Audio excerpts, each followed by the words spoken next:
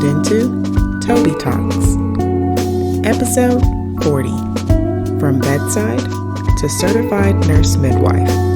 Krystal Brown is the nurse for women. So, let's talk about Black women birthing Black babies and the impact it has on our society. So for the longest of time, I've always heard about, the maternal health statistics for African American women, and it really didn't dawn on me until I became pregnant as a Black woman in America. And I was scared out of my mind. And it was just this onset of fear because I did not want to become another statistic, which was so prevalent, and it became so normalized in a way. In that process of deciding, I don't want to be another statistic, how can I advocate for myself? I had to do a lot of homework and understanding the different ways I can birth my child into this world safely. And one of those avenues that I explored was midwifery and what that really was about. But before we get into those details, I wanted to share some did you knows. And one of the did you knows that blew my mind in the midst of this conversation with this amazing guest was that there are only 11 Black-owned birthing centers in the United States as of 2021. And as of 2021, there are only 2 Black-owned birthing centers in Texas. That's freaking crazy. I mean, it blew my mind. But what also blew my mind and what made me really excited to know was finally Black maternal health was being recognized in the U.S. Because as of 2021, April 11th through the 17th is our Black Maternal Health Week, where we really put a lot of awareness into the systemic discrimination that African American women are facing, and really trying to find urgent solutions and amplify our voices and our experiences. So that leads me into my next guest, who is one of the owners of the 2 Black-owned birthing centers in Dallas, Texas. And it was such an honor to speak with her. Her name is Krystal Brown, and she is the owner of Lover's Lane Birthing Center. And when I tell you, you will be on the edge of your seat as this woman shares her journey to not only becoming a nurse, but transitioning into becoming a midwife, and then transitioning into becoming an owner. You definitely want to make sure you are taking down some notes. And if you got the Clever FM app, all you have to do is hit save, and you can save these notes. But this interview is amazing, and I'm too excited, as always. So let's just go ahead and hop into this conversation. Girl, well, let's go ahead and just hop directly into this conversation. I really want you to tell me, why did you go into nursing? Like, what was it that sparked your mind and said, yep, this is the field that I want to go into, and this is what I really want to do for my career? I mean, I knew you would ask this question, but it just immediately made me emotional. So my family, particularly my dad's side of the family, was just very sickly. Diabetes. I mean, when I was in school and read the symptoms of diabetes, it was literally my grandmother. Mm-hmm. My dad's sister had an arm amputated and died by 33. My dad went through multi-system organ failure from pneumonia and died at 39. It was my family just seeing them sick and struggling, and essentially I was nursing them already. So that's really what pushed me into this field. Wow, that hits home for a lot of us. Because when in nursing school, we're reading about a lot of the disparities and the health issues. It seemed like a lot of those fell on the minorities. Majority were always like, oh, the number one for diabetes or high blood pressure, or all these. To say that that's not a cause to push you into nursing is just an understatement. Like, that's very impactful, especially when that's your life. You're seeing this nonstop in your family. And I can also say I've gone through the same as well with, different families having different family members having diabetes or high blood pressure, and having to be the nurse, advocate, and educator for my family. Right. So when you went into nursing with the thought of your family and impacting them with the knowledge that you know about healthcare and health in general, what really stood out to you that made you say, you know what, I'm going to go into midwifery. I'm going to actually start helping women deliver babies. Honestly, midwifery chose me. Okay. I I kind of fell into it a bit. I mean, I started off and I did floor nursing and labor and delivery. I originally thought, growing up, I said I was going to be babies, take care of babies. And then I did peds in my nursing rotation and hated it. I said, okay, I'm gonna do the next best thing, which is labor and delivery. So I went into L&D and being at one of the largest county hospitals in the US, it was a lot. It was very, very hard work and beating the floors daily, being stressed out. My blood pressure started to become high myself. Wow. I would leave work and couldn't listen to music, couldn't watch TV because I could hear feet of monitors like always in my head. It actually kind of hunted me a bit. And I'm like, I got to get off the floors. Like, I have to. This is my livelihood. I have to save myself. And both with me and my husband, both being first generation college students, here we are thinking about longevity as far as career wise. And so, okay, with one of us progressing, we both progress. I'll go back to school. And originally, I wanted to do women's health. And I thought that I was making myself more marketable by going into midwifery, right?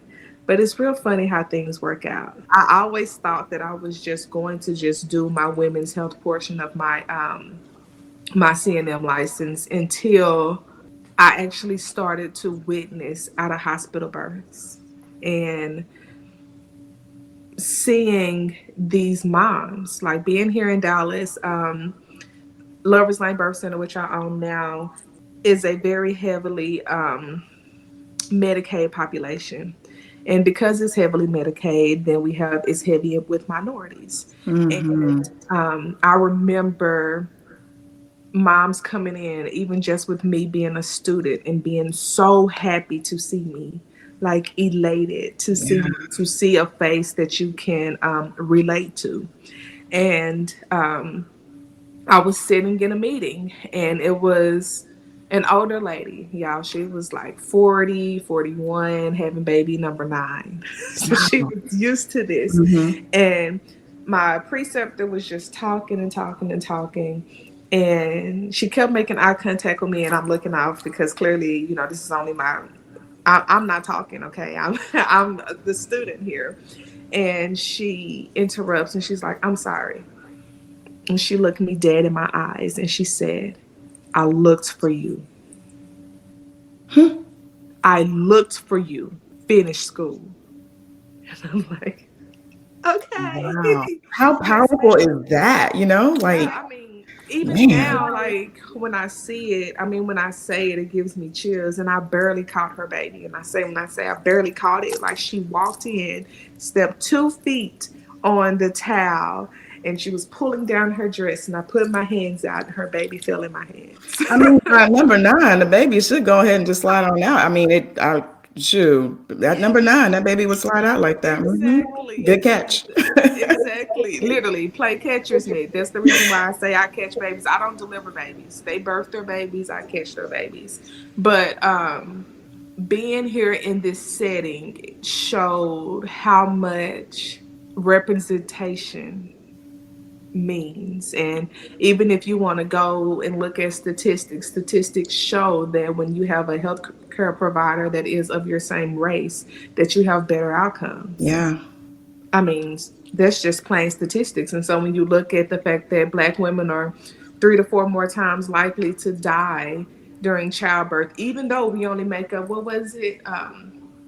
It's about 13% or 17% of the women's population. We're still 3 to 4 times more likely to die during childbirth. But when you look at the fact that there's no diversity with the providers, then it kind of starts to make sense when you look at the things that is saving moms. You are But absolutely correct. really, that is the reason why I'm here. Sorry. So no, this is, girl, you have me on the edge of my seat. 'Cause I'm like, yes, this is such important information that's needed. And I love how you like almost shifted the conversation to talk about the diversity, right? To talk about the fact that we don't have enough diverse providers. So let's take a step back. Share with me your experience of even entering nursing school. Full disclosure, me and Krystal actually started nursing school together in my first university that I, talked to you guys about failing out and retrying again. But and I remember specifically in that university, it was a class about 60 or so. And in that class, there was literally about five African Americans. Oh yeah, we were. And yeah, we were literally pimples.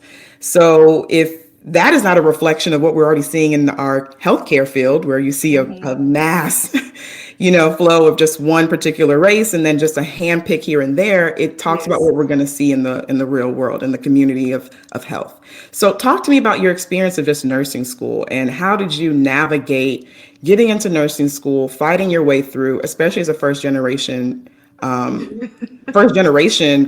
generation What was college that like student. for you? Because so many people are in that same boat. It was literally figuring it out because I did not have guidance from my mama. My daddy died when I was 12. Mm, So she didn't know how to help me. I was always expected to be the one to get out. When I say mm, things, get out the hood and do better and all of this, but I was not given any guidance. So here I am expecting what are they called? Our advisors to be able to help me. And so I'm just taking classes. When I was in high school or when I was in grade school in general, I always did well without even really having to try. mm-hmm, So to come to college and have to study, like, what is this? I don't even know what it means to study because I've never mm-hmm. had to study. I just effortlessly made it through, but neither here nor there. If my parents knew how easy things were for me, they probably should have challenged me more, and I could have. Mm, There's no telling what I would be now. But trying to study and figure it out, and I went to my advisor when I realized that I did not have the GPA to apply for nursing school, and I'm like, what should I do? And so she pulls up my grades, and the university we were at, like if you retook a class, the grade did not replace. They averaged the grade. So if you had a C the first time and you retake it and make an A, then now you have a B. Okay. mm, So this is how they did our sciences when we applied for nursing school. mm-hmm. And so when I seen it, when I gave her the thing and she looked at my grades and I have all of these C's, instead of her telling me how to get into nursing school, she gave me a pamphlet for the community college, the local community college, and said, Wow. try them. They really like our students. Wow. And it was like a spit in my face. And I told her, I said, I didn't ask you that. I Mm-hmm. asked you, what did I have to do to be accepted into nursing school? So there were 5 sciences, and I had to retake 3 of those 5 sciences in order to have the minimum GPA to get in. So I did that. I took summer 1, I took summer 2, and I did fall, and I made A's in all 3 of those classes.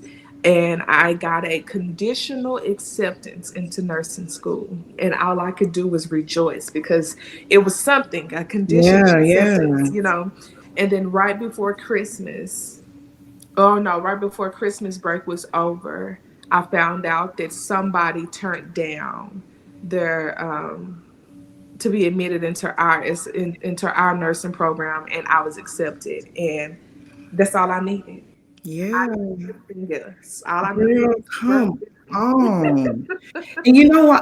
I'm like, thank you for sharing that because you know how hard it is for the roadblocks that we already face every day, right? And you Girl, know that this is your goal and your dream, and then you have someone that's in an important position as an advisor telling you that you're not even good enough for the university that you're at, that you should go for something different. And no shame to community college at all, because I always, if I knew, I would have went that route and saved a whole bunch of money. Let me tell y'all something. I've been a lot cheaper. A whole lot cheaper. But the thing is, when you already have a vision of your goal and your dreams, and someone is telling you to look aside of that and look lower, that you don't even, you can't reach those goals and dreams, you have to advocate for yourself. And I'm so glad that you were like, that's not what I asked you. What I asked Exactly. you was. Because what made me do that? I don't know what. I guess I just really wasn't expecting the person who is here and paid to be here to advise me. Yeah. And that's the one thing she did not do, was Yeah. provide advice. Well, Yeah. essentially she did, but I am living here. I have moved here Mm-hmm. for this college, for this university, and for you to tell me go to a community college that's down the street from here. I could have did that at home. Yeah. I don't wasted 2.5 years. You're not gonna tell me that what I have to Exactly. You have is to wrong. advocate for your dreams and your goals. And I think it's so important, especially when you go to a PWI, a Yes. predominantly white institute. As an African American, you really have to advocate and not just take the advice that an advisor gives you. If you know that there are alternative routes, or if you're not sure, get a second opinion, you know? Yeah. And I'm glad that you advocated for yourself. So in that experience, how did your nursing experience in that program helped you get to where you are now? Did you feel like it equipped you and you were exposed to the information that you needed to be competent to become the nurse that you are? And when I ask this question, I'm being specific on the diversity experience as well and treating different patients under your institution. I cannot say if I really remember having a diverse patient population as a student nurse, because I also worked as a nurse's aide to finish school. So when I think about the past, it kind of gets a little muddled.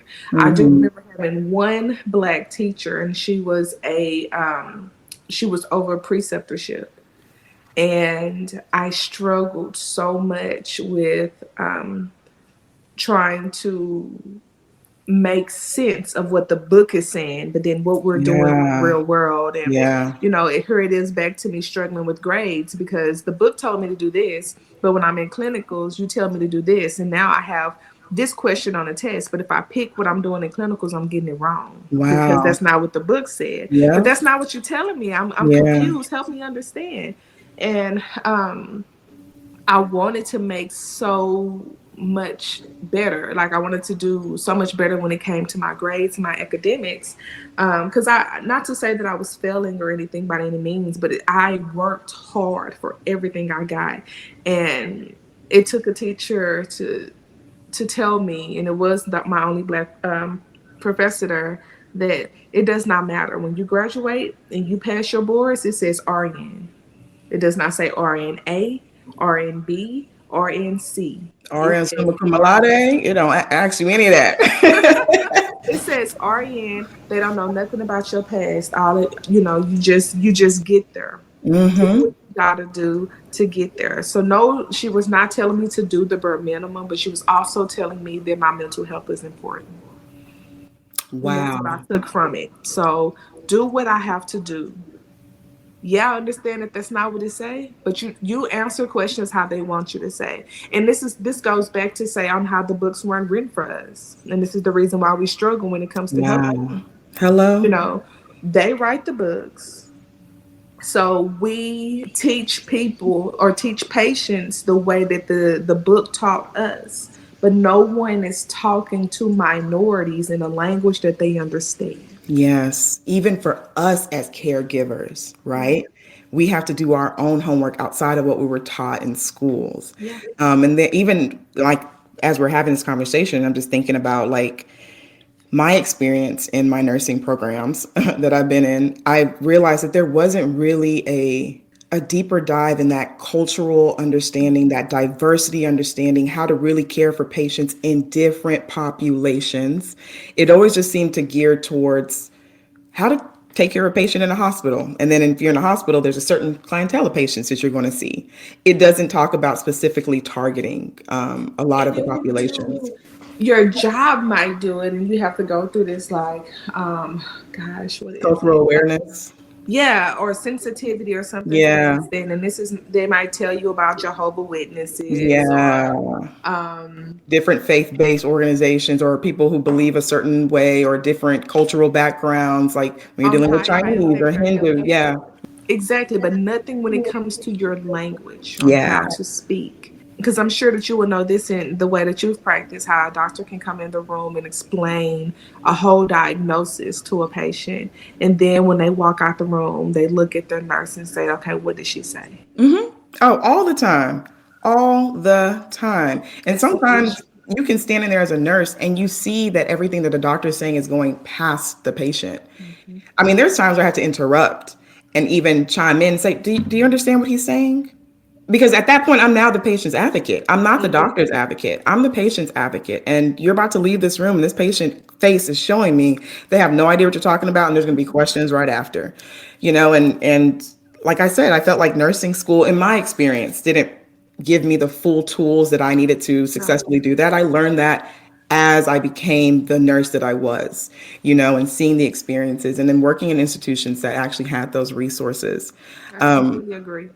So thank you for being transparent about your experience as a nursing student, and especially when we talk about just graduating and the mental health of it, because we don't focus on mental health of nursing students, We and I don't. think that's always been my like huge pet peeve, because it's almost treated as if we are not human, right? We have death in family, we have sick family members, we have memorable moments that we miss out, weddings, birthdays, graduations, all those things affect us mentally, and we don't really discuss those things. And we're still trying to pass and graduate.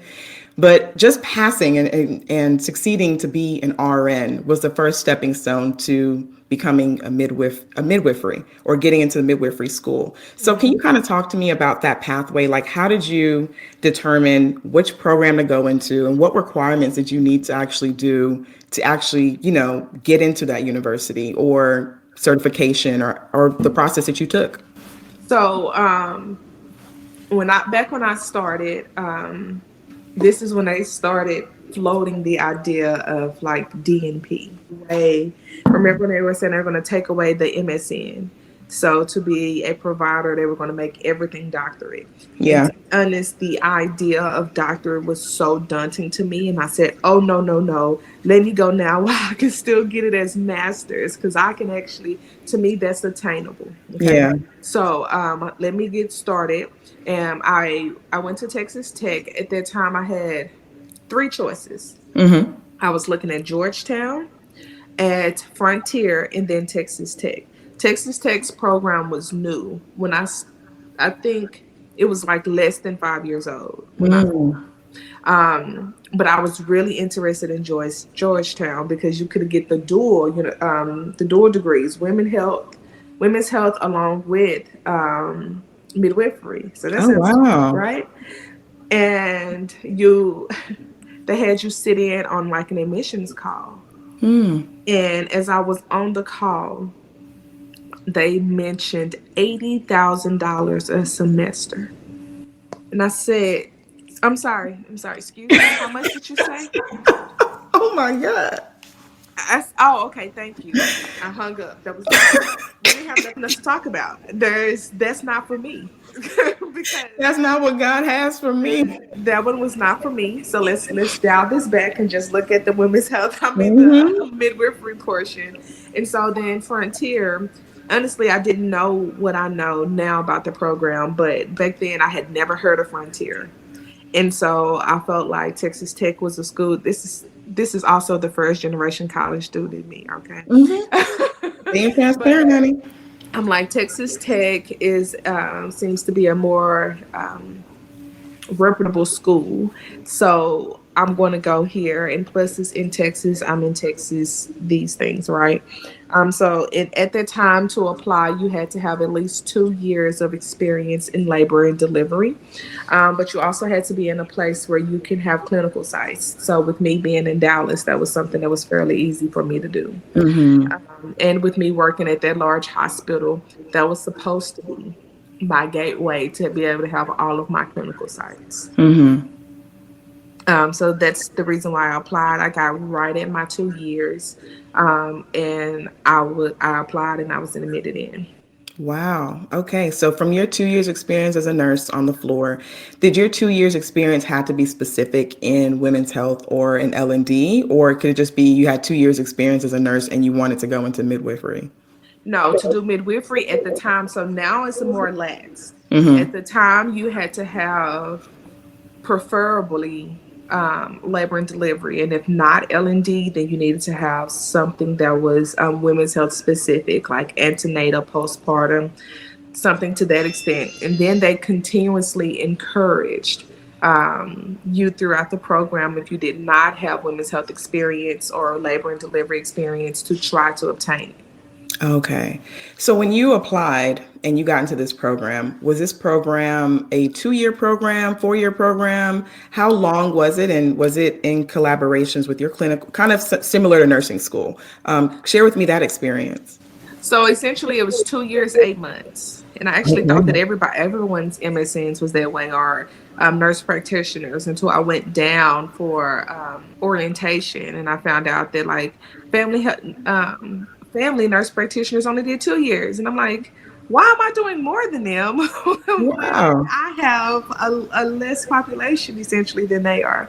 But it was during my time there that I realized that we are not categorized the same. So yes, I am an APRN, but I am a midwife. So if you look up nurses, there is like nurse, registered nurse, there's APRN, and then there's midwives.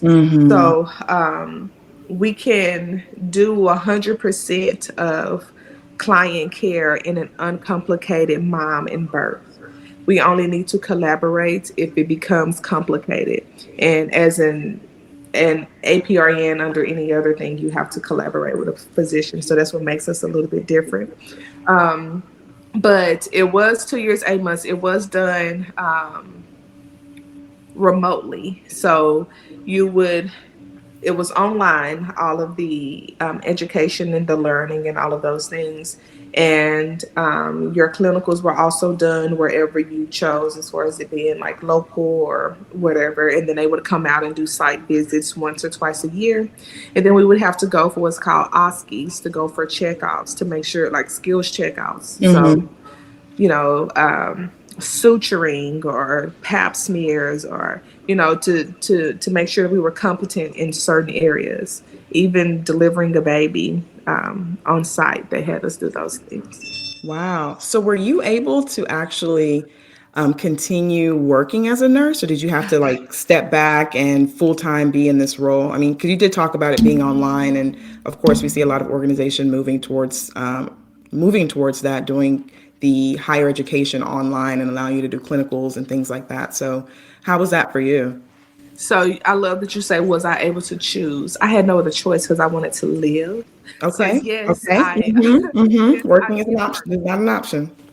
I started to mature in the program. I did travel nursing. So I would group my days together so that I can have my work days, and then I would go and have my clinic days. So essentially, it would be me like working 3 days, off one day so that I can switch over because I work nights. So I would do off one day to reset my system, and then do 3 days of clinic days. Wow. And then I have a day off, and then I would go back. Um, that was dysfunctional, dysfunctional in itself.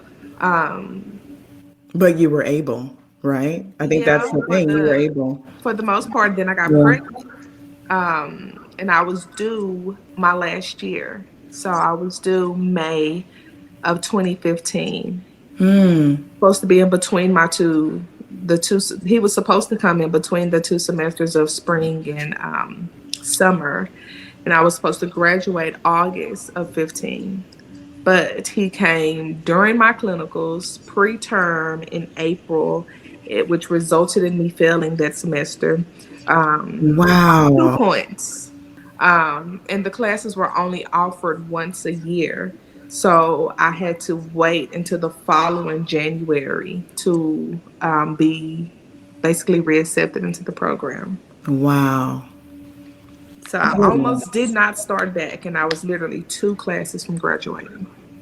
Well, I and the community of Black mothers appreciate you for continuing and finishing, because your work is so vital in our community. And from that experience of just, going into midwifery school, graduating and becoming a midwife, and your experience, you have to tell me, how did you become the only black owner of a birthing center in Dallas, Texas, where you're providing exceptional care? Like, how did you go from I'm catching babies to now I am a baby catching empire and come and see me?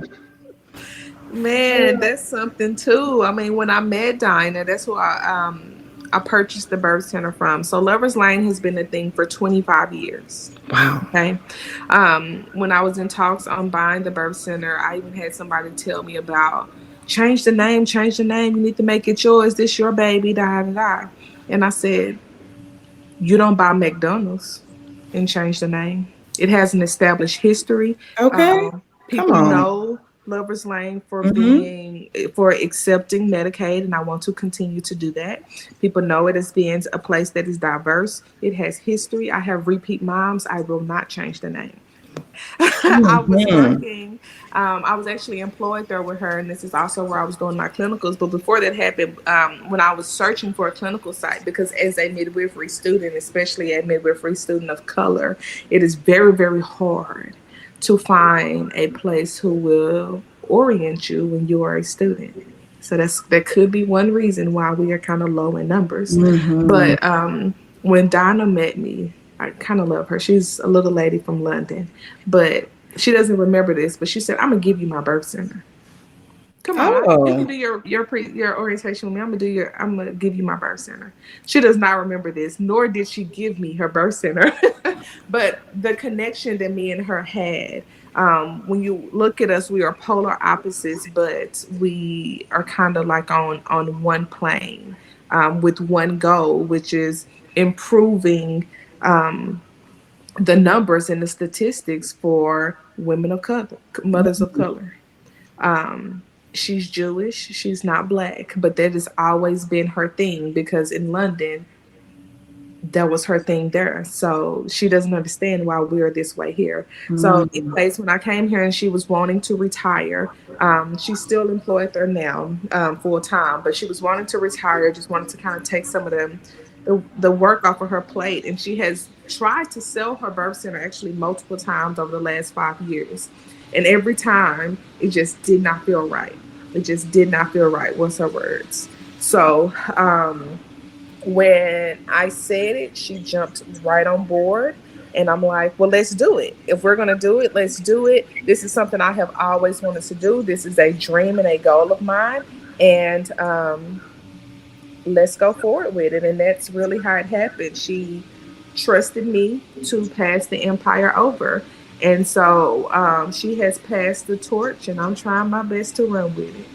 Well, we thank the heavens for that because that is just, and to your point, it is very, very, very hard to find an African American or a woman of color who is a midwifery, or who's a midwife. And to go back to our point, when we talk about like, nursing and being exposed to other areas in nursing.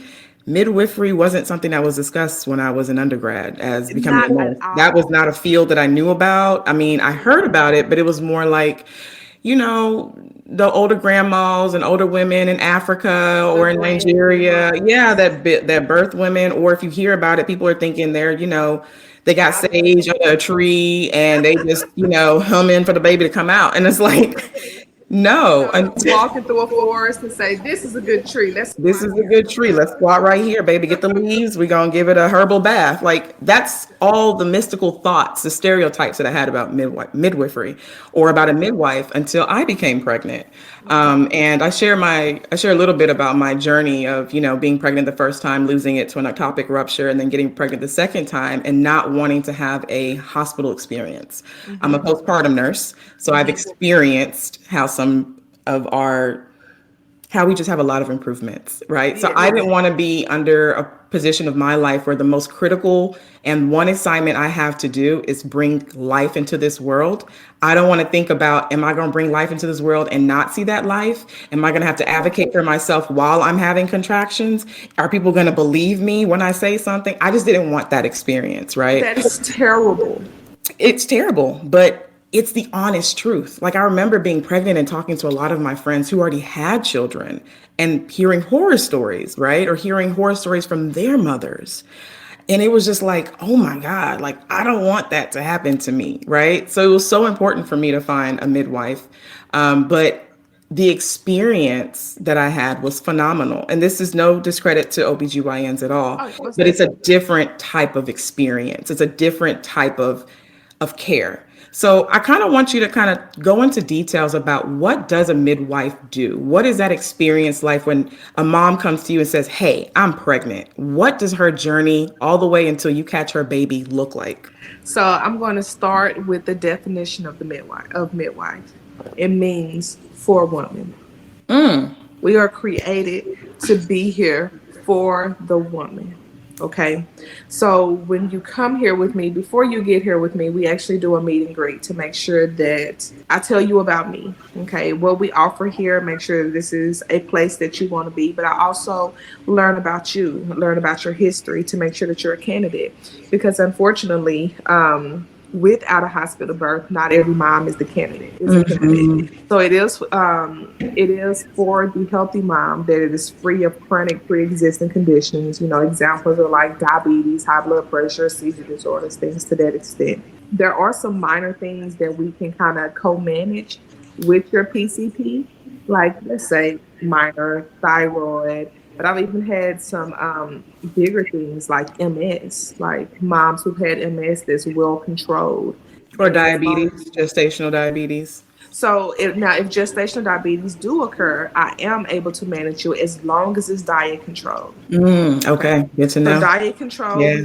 we do. I do not do if you need meds because it's, as you know, it can lead to poor outcomes with the baby once the baby is born. And so you do go home with a 2 to 3 hour old baby.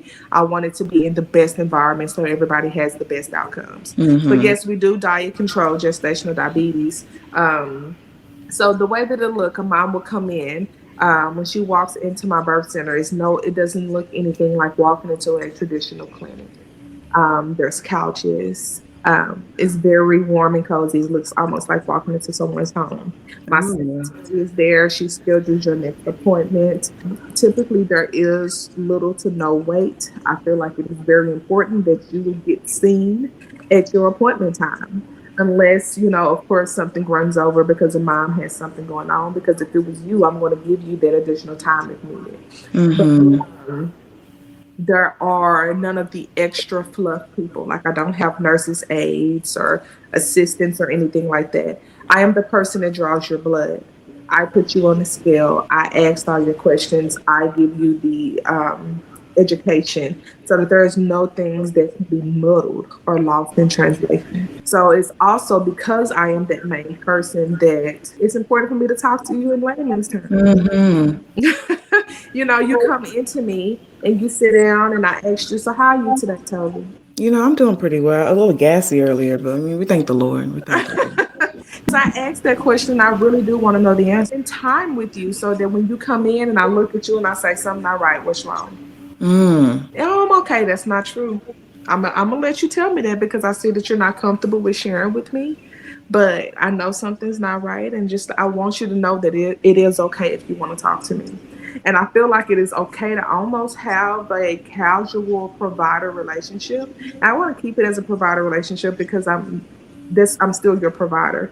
But I want you to feel comfortable in telling me what is going on, even if you deem it as not being important. Because let me tell you that. And one thing that Donna says, because we're real quick to say this, what's wrong? You say, oh, I won't complain. And she says, yes, please complain.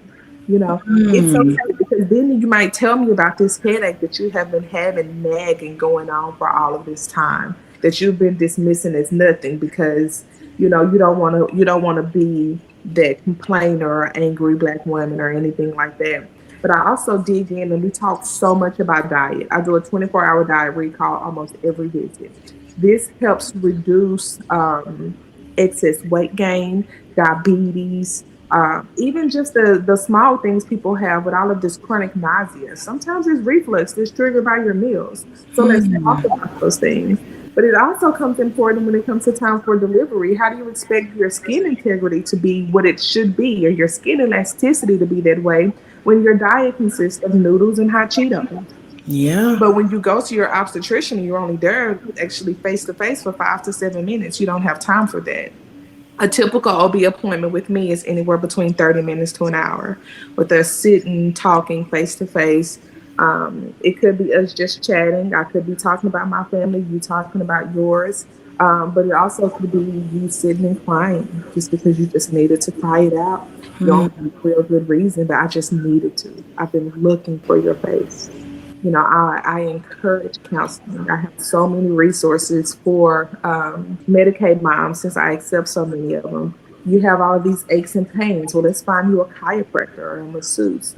We go further to make sure that your care is completely well-rounded and holistic. Holistic. That's the word. Holistic, girl. So we cover labor and birth and postpartum as well. There's 3 postpartum visits. A home visit that is done for mom and baby. That's done typically around 2 days of life. And this is when we're making sure nursing is going as expected. We do the newborn screen, cardiac heart defect test on baby, check for how's your bleeding going, how's your mood. My goodness, have you slept since I seen you last? The things that are typically overlooked when you're in like a busy establishment. Then there's a 2-week visit, and then there's a 6-week. That's good. That's so good, especially when you talked about that initial getting to know your patient, right? Because you're able to now highlight any red flags, especially, postpartum depression is very prominent, and it's kind of be one of those things that are highly missed if you're not asking the right questions, if you don't have some kind of, what's the word I'm looking for? Rapport. If you haven't built a Yes. really good rapport with your patient, these are things that you can miss. And these are things that are vital, especially in our community. Baby blues. Baby blues is a big thing. And Yes. not recognizing those signs and symptoms and resources to help support the mom after delivery is very important. And thank you for sharing like what the journey of a midwife is when they're meeting their patients and what that looks like from a mom standpoint. So I would like to ask in particular, because like we talk about, we have to survive, right? So we don't go into any field just, saying, yes, we love it, and we got bills to pay. Exactly. So for you, was becoming a midwife a really good compensation financially, especially now being independent as a business owner? But before you even became an independent business owner, what was the shift of income like from nursing to being a midwife? So from nursing to midwifery, so this is the problem. This is what messed me up, because I did travel and contract nursing. So I was not making regular nursing pay before I went into it. So really, I was a bit disappointed when I first started, because I was expecting like this huge paycheck, right? But when I started off midwifery, I started back at the county hospital at their OB-GYN clinics, and I actually worked there for 2 years before I came to the birth center. And so it was more like a level transfer. And then when I first went to the birth center, it actually was a pay cut. And the reason why people are like, why would you leave for a pay cut? I left for peace of mind. I hated my job. Every day I woke up, I was almost in tears that I had to go. I had to see so many people that I could not put the amount of time that I wanted to in them, because it was a baby factory, because it was a revolving door, because nobody cared about us, because I couldn't even advocate for myself, nevertheless the patient. I hated that place. Wow. I left for peace of mind, and to actually just follow my heart and do what I love. Like when I came back, it was like riding a bike. Wow. It was pretty freaking perfect, and I've come back and I haven't looked back. And then with me doing becoming an owner, it was not or has not been an immediate payoff. I would say like pay increase, but with any business, you invest in yourself, because that was one issue that almost stopped me from doing it. Because if I don't invest in myself, then who is? Come on. I Say mean, that because again. Because if I don't believe in myself enough to invest in myself, then how can I expect anybody else to invest in me? And so, even though I've only been owner for a year, I can already see it paying off tremendously, and I cannot wait to see what the future holds. But one thing about nursing also is that whenever you're still, this is hard to call what I'm doing bedside, but essentially it's patient care. So when you're Mm-hmm. providing patient care, it's not a get rich quick, essentially. But I feel like you have to find that happy medium of um, income and peace of mind, work life Mm-hmm. balance, those things, because nursing can be very fruitful. I could go out and make more money doing different things, birth assisting with all of these people and all of that, but I want time at home. I still need to be a wife. I still need to be a mother. Who gonna sweep these floors? You know what I mean? Yeah. So it's finding that balance. And so I can really tell you that even when I wake up on those mornings when I am so tired, I don't feel like I want to cry. It's not depressing because I can walk into my appointment and my patient will come in and say, "Oh, it's so good to hear your voice today." And I truly love those ladies. And I, I wouldn't do anything else.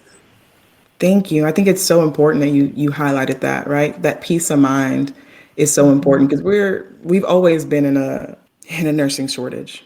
Now we're like the pimple has popped and like nurses are dropping left and right and turning in their license because they don't have other directions of where they can go into in nursing. And to hear someone that chose a path that has given her a peace of mind, that she truly enjoys her work, where she can actually advocate not only for herself, but her patients, the community that she's trying to serve. That's huge. And I think we need to hear more of that. Everyone always thinking like, where's a quick cash? Where's a quick cash? And then you working 5 to 6 days a week, 12 hours, and you on the floor Hmm. somewhere trying to sleep just for 24 and do it all over again.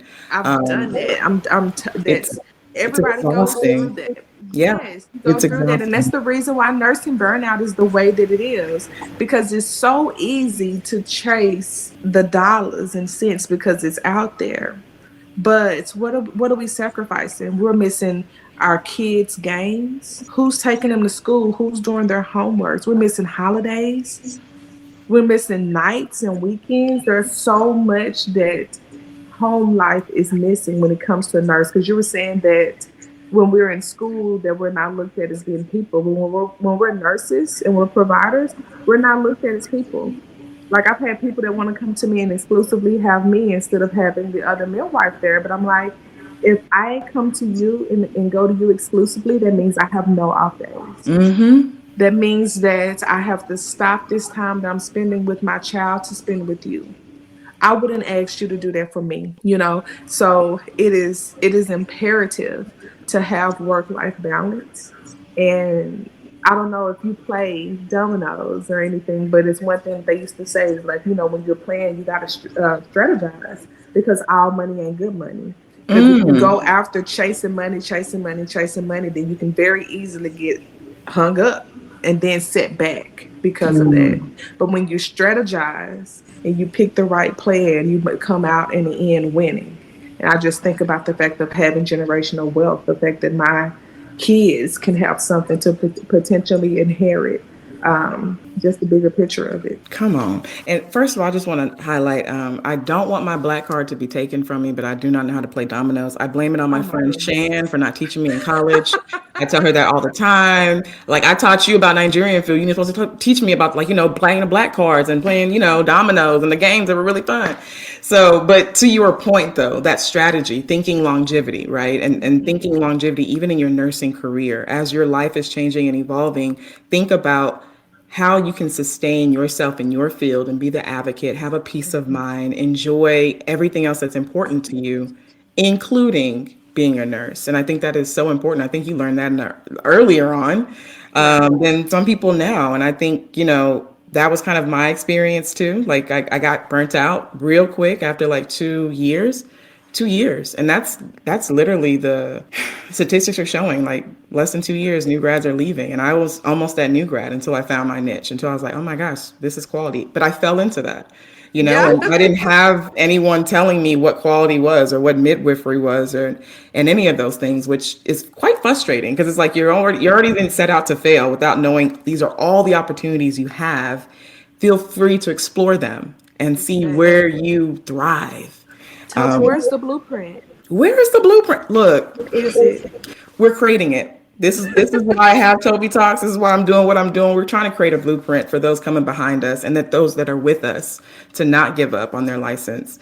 So as we start getting closer to wrapping up this episode, I really want to ask you, what are some challenges that you have faced being a midwife? Because you have experienced and shared a lot of beautiful things, how you got in the program, taking care of mothers. But what are some challenges that if somebody really wanted to enter into this pathway of becoming a midwife, what are some challenges that they're going to face? What are some things that are realistically out there that you're also facing?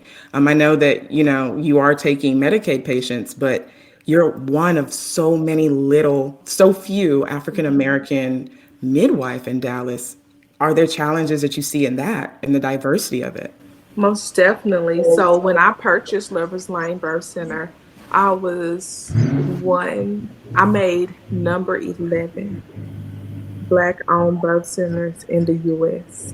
Wow, 11. I'm the second in the state of Texas. Wow, that blows my mind. Out of Wow. 345 birth centers, I was number 11 as of 2021.